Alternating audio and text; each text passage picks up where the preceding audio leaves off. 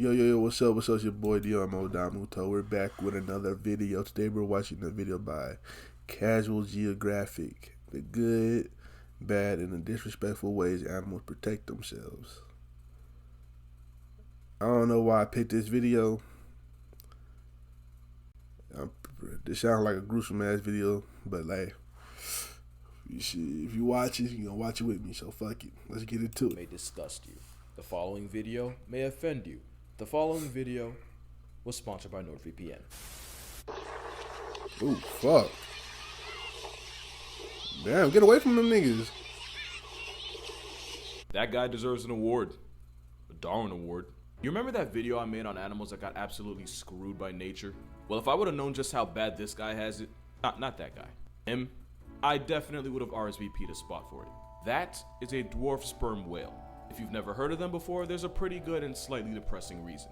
This pint-sized porpoise typically measures at 7 to 9 feet long and can weigh in at 600 pounds. And while that would make him a tank as a human, for an animal with whale in its name, it's pretty travel size. And that's what makes it the light work of the ocean. The thing is, being plus size works for whales since they're too massive for anything to be a legitimate threat to them. Anything that isn't a malicious equality dolphin. And being small for a whale makes you the perfect candidate to be an orca's source of protein. Damn. Dwarf sperm whales also regularly get meal prepped by great white sharks, and can even get griefed by a bold enough fur seal.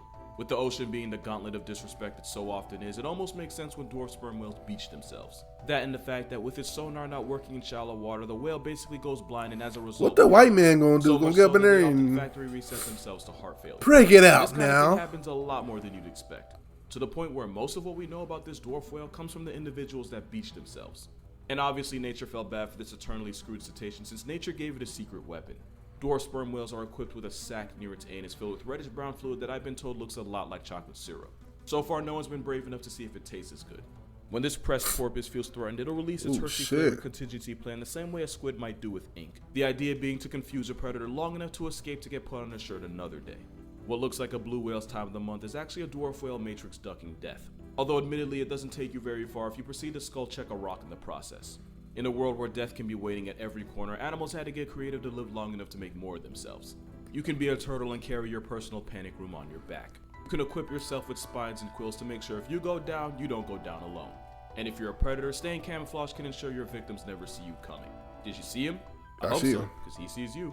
Being able to go real life incognito is important in the wild, but just as important on the internet with your precious data. Which is why NordVPN creates an encrypted tunnel for data and protects your identity by hiding your IP address.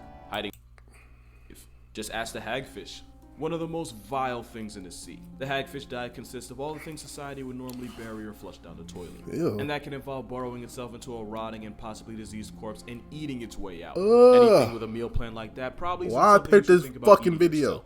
Unfortunately, most fish don't have a thought process, which is why when stressed and pressed, the hagfish will produce a bucket's worth of slime as self-defense. The end game to trying a hagfish is the very real possibility of suffocating as the slime clogs the gills, and the fish that thought it scored easy calories now chokes to a flatline. In 2017, a truck carrying hagfish crashed, and the hags worked enough slime to turn the highway into final destination. It's like a Mario Kart item that just slipped past the sensors. Pun intended. And for those of you questioning what a gang of goo guppies was even doing on a truck, well, apparently the hagfish is a delicacy in some places. He's a stronger person than me, that's for sure. Don't bother asking why, no answer satisfying enough. People also eat cucumbers. And I don't just mean the underage pickle. I'm talking about the sea cucumber. The sea cucumber is an echinoderm related to starfish and sea the but it looks like hagfish it identifies is as something you'd wipe off the bottom of your shoe. And ironically, that's exactly the kind of stuff they eat. This bottom feeder inhales everything from the dead, disease, and decaying to the stuff that's already passed through another animal's system. Yeah, bottom feeder. That's a double meaning for you. And like the hagfish, the sea cucumber has some of the weirdest forms of self-defense you'll ever see. Exhibit A, anal teeth. You didn't think you were going to hear those words when you woke up today, but honey, it's happening. And it is exactly what it sounds like. And it's all because some species of fish, like the pearlfish, will use the sea cucumber as a protective I see why niggas afraid of the ocean. And they do this ocean. by turning its south exit into a double-lane highway. And if a money-shooting slime snake or a butt-blasting baby whale didn't demonetize me, this definitely did it. So to keep squatters from breaking in through the back door, many sea cucumbers have anal teeth designed to keep prostate pokers away. And it's not the only defense they have. Most predators will ignore the sea cucumber as a dinner option thanks to the many forms of toxin they have. And when threatened, the sea cucumber will release some of the poison out its lower half as an appetizer. And somehow that's not the weirdest thing that can come out of a cucumber. Cause as a last resort in the face of certain death, the sea cucumber will respond by ejecting its internal organs fresh out of its anus in a display that's guaranteed to traumatize any predator that messed around and as a result found out. And like its cousin the starfish, the sea cucumber has the ability to regenerate any organs and negotiate it in the heat of battle. And best believe they abuse it. You've never seen an animal weaponize its poop chute like a sea cucumber. Actually, you have. If you've seen the honey badger, you can find this felony fare's face on the Mount Rushmore of disrespect. And one of the reasons is because it too has a secret weapon. Cause when a honey badger wants to make a scene, it'll flip its anal pouch inside out. It's amazing how many times a body part can come up in one video. This Oreo weasel reversing its anus and the smell that comes with it is about as bad as you'd expect. Not only is it suffocating enough to ward off predators, it's also believed to temporarily paralyze attacking bees long enough for this black air force to make off with our honey and larvae. So when I call this a steroid skunk, I'm not very far off. A lot of things can come from an encounter with a honey badger, but a Febreze of liquid booty to the nose probably wasn't something you'd expect. Cause a honey badger is just a four-legged assault on all five senses. Same way a vulture's a violation to the nasal order. Vultures get clout off eating all the things nobody else in nature wants to deal with. You know, I'm sensing a theme here. Vulture stomach acid is so gross that these coarse pigeons can eat the most dangerous substances in the world and go back for seconds. Botulism, cholera, and anthrax would all turn any other scavenger into a skeleton, but vultures are able to handle it. For reference, botulism is a toxin that attacks the nerves and can lead to difficulty breathing, muscle paralysis, and permanent sleep mode. And it only takes the smallest amount to put you in a coffin. But the nervous system of the vulture is able to eat botulism like candy.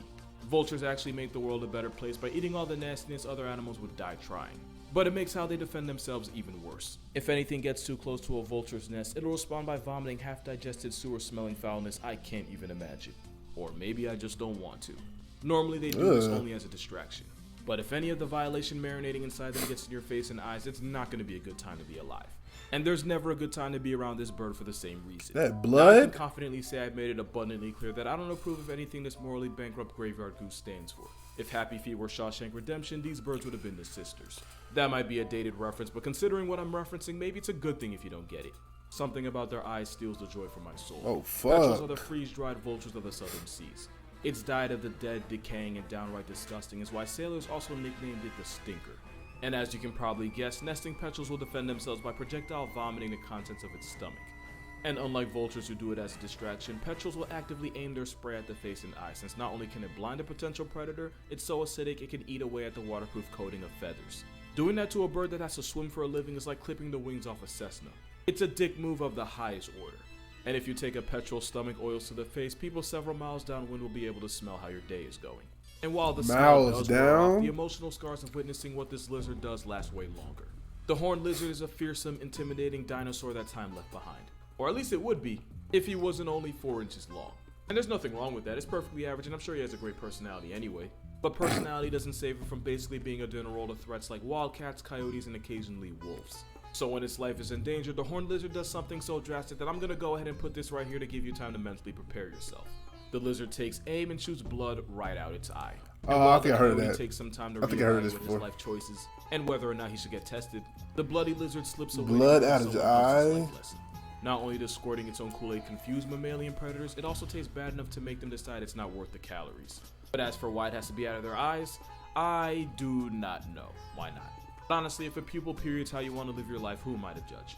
And even though you'd expect this bloodlusting lizard to be an Australian citizen, it's actually found in the American Southwest.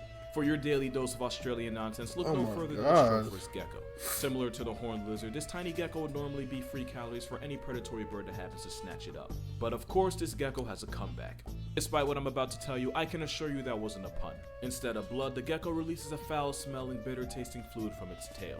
And like with the lizard's blood, the gecko's money shot is rank enough to convince most birds not to eat it. Alternatively, mixing the fluid with ammonia produces a highly flammable substance, and my condolences to the family of whoever had to find that out. These geckos are so confident in their secret weapon that they'll often bask in the sun in shrubberies in broad daylight in clear view of predators. Most geckos avoid conflict by being nocturnal, so this one exposing itself while also having no venom or spines means you're looking at a cocky lizard. Especially since even though it is foul tasting, the fluid by itself is technically harmless. Which you can't say about the tomato. Oh, okay. In the wild, this frog is only found in one place. And the fuck is that? Oh, that's okay. Unfortunately, that means it also shares an area code with over 80 different species of snakes, most of which have no problem putting a frog named after a fruit on a grocery list. But of course, this bite-sized frog ain't the easy lick it looks like. When a hungry snake on the hunt starts looking at this frog the wrong way, it'll puff itself up and inflate to make itself look as intimidating as possible. If that and the fact that this frog shares a color scheme with a red flag doesn't work, it moves on to plan B. As soon as a snake makes contact, the frog releases a sticky, glue-like substance from just under its skin. Not only is the glue an assault on the tongue, it also irritates the inside of the snake's mouth. And if the snake's too stubborn to let go, it can end up getting its jaws gummed together for a couple days. Long enough for the snake to tell his friends what happened. But it's not just snakes that can get a life lesson. A lot of people will keep this affiliated Kermit as a pet, which is fine, except if you handle them for too long or stress them out in any way, you can end up getting glued, and occasionally it can trigger an allergic reaction in people. It won't kill you, but it's why owners are advised not to try and handle this frog. And for mental health reasons, you shouldn't handle the hairy frog either. A hairy frog? Like structures that grows on males, but the reason for that is actually surprisingly wholesome. Those structures help the frog absorb more oxygen and allows him to spend more time underwater to look after his family of eggs. But it's also known as a wolverine or horror frog, and the backstory for that is a lot less wholesome. Because when this Central African frog chooses violence, it'll purposely break the bones in his toes, force them through the skin, and then use them as DIY claws. So where all these fucking frogs coming from, bro? And then tries to slash you with it. The bones do heal, and the tissues eventually regenerate. I know these many types of fucking frogs, bro. Stays with them for life. Claws themselves might not look that bad, but if we solve conflicts by Anderson Silving ourselves, world peace would be our only option. If you don't get that reference, you're one of the lucky ones. But if snapping your own bones and using them as weapons wasn't metal enough, one ant somehow managed to take it a step further. Because when the Malaysian Calabasas saundersy colony is under attack, as a last resort, a soldier ant will violently contract its abdomen until 2 poison-filled glands explode. These ants full-on kamikaze themselves, while also taking out any enemies caught in the toxic blast radius. What the glue fuck? is acidic, corrosive, and strong enough to immobilize attacking ants. And while turning itself into a tactical puts the soldier out of commission, its sacrifice can possibly save its entire colony. Because if the invading ant colony wins, they'll murk the queen, steal all the food, and even capture some of the soldiers from the losing side and keep them as slaves. Which is why if it gets to that point, this ant will self-destruct for the good of its colony. Also why if ants were human-sized with nuclear weapons, they'd probably end all life on Earth in a week. And this wasn't in the movie Ant Life. For more consistent content and daily uploads, be sure to follow me on Instagram and TikTok. And to watch these videos before I post them, consider becoming a patron on Patreon. Nah, and if fuck you haven't no. pre-ordered my new book yet, I watched Ant Life. I watched the Ant Life movie hundreds of times when I was a kid. Them niggas wasn't self-destructing each other to get a dub.